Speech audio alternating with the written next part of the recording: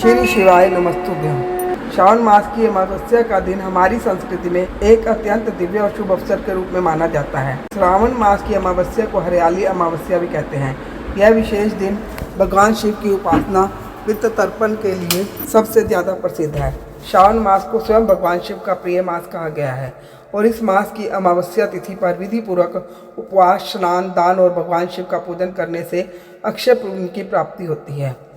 शिव पुराण में भगवान शिव स्वयं माता पार्वती से कहते हैं कि श्रावणस्य मासे कृष्ण पक्षे तु अमावस्याया सा तिथिर मम प्रीता च सर्व पाप विनाशिनी। अर्थात श्रावण मास के कृष्ण पक्ष की अमावस्या तिथि मुझे अत्यंत प्रिय है और यह समस्त पापों का नाश करने वाली है। तो चलिए आज के इस विशेष वीडियो में जानते हैं कि इस बार श्रावण मास की अमावस्या कौन से दिन आ रही है और इस दिन के विशेष शुभ मुहूर्त कौन से रहेंगे। अमावस्या तिथि इस बार 23 जुलाई बुधवार को रात्रि में 2:28 पर आरंभ हो रही है और 24 जुलाई गुरुवार की रात 12:40 पर समाप्त होगी।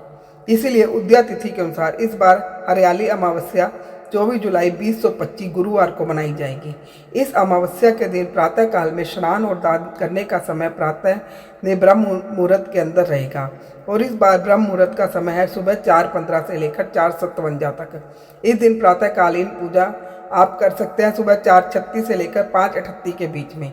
इस अमावस्या के दिन प्रातः में सूर्योदय का समय रहेगा सुबह 5:38 पर और सूर्यास्त होगा शाम 7:17 पर। इस दिन संध्या के समय में पूजा करने का समय रहेगा शाम 7:17 से लेकर 8:19 के बीच और निश्चित कालीन पूजा करने का समय रहेगा रात 12:07 से लेकर 12:48 के बीच में। इस दिन राहु काल रहेगा दोपहर 2:10 से लेकर 3:52 के बीच में। इस समय के दौरान कोई भी शुभ कार्य करने से बचना चाहिए। इस दिन अमृत सिद्धि योग भी बन रहा है और वह बनेगा शाम 4:43 से 5:39 के बीच में। इसी समय के दौरान गुरु पुष्प योग भी बन रहा है। यह सभी योग अत्यंत शुभ माने गए हैं। शास्त्रों के अनुसार श्रावण मास की अमावस्या को दान, तप, पूजन, स्नान और ध्यान करने से अक्षय फल की प्राप्ति होती है। इस दिन व्रत का पालन करके भगवान शिव और भगवान श्री हरि का पूजन करने से समस्त पापों से मुक्ति मिलती है और इस जन्म में भौतिक सुख भोग कर अंततः मोक्ष की प्राप्ति होती है। अमावस्या के दिन किसी जरूरतमंद को अन्न का दान करना चाहिए, गाय को चारा खिलाना चाहिए और वैदिक धर्म के प्रचार हेतु दान देना चाहिए। स्कंद पुराण में भगवान महादेव जी कहते हैं कि अमावस्या और पूर्णिमा पर किया जाने वाला अग्निहोत्र, संस्व प्राशन, दक्षिणा दान, पुरोडाश, इष्टि, ध्रुति, सोमपान इस प्रकार के यज्ञ अनुष्ठान, ऋग्वेद, सामवेद और यजुर्वेद के मंत्रों का जाप, संहिता, भाग का स्वाध्याय और यह सभी अनुष्ठान जो ब्राह्मणों द्वारा किए जाते हैं उसे वैदिक भक्ति कहा जाता है।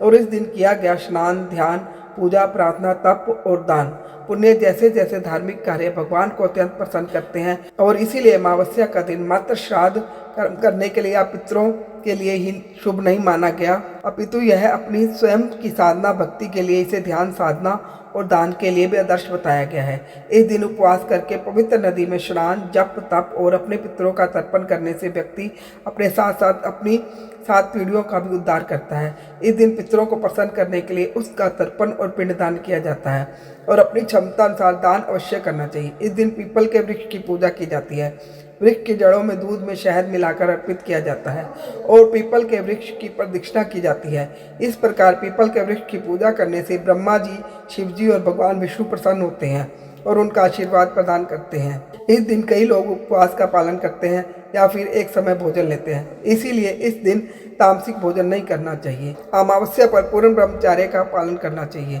हो सके तो पवित्र नदियों में स्नान करना चाहिए। इस दिन गंगा इत्यादि पवित्र नदियों में स्नान करने का विशेष महत्व है और विशेषकर यह तो श्रावण मास की अमावस्या है जो वैसे भी पवित्र है, चातुर्मास के पवित्र समय में आती है। शिवलिंग पर पवित्र नदियों का जल और पंचामृत से अभिषेक करने से भी शुभ फलों की प्राप्ति होती है। श्री शिवाय नमस्तुभ्यम।